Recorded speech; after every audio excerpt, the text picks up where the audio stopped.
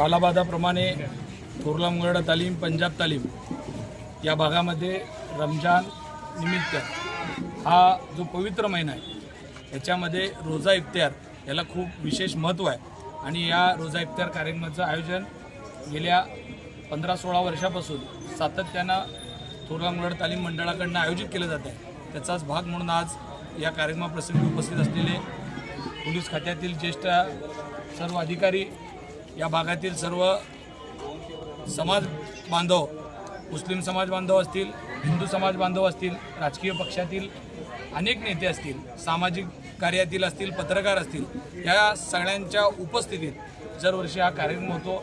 खरंच हा कार्यक्रम एक मनाला समाधान देणार आहे, जेणेकरून सामाजिक सलोखा अबाधित ठेवण्याकरता या कार्यक्रमाचं तितकंच महत्त्वाचं आहे।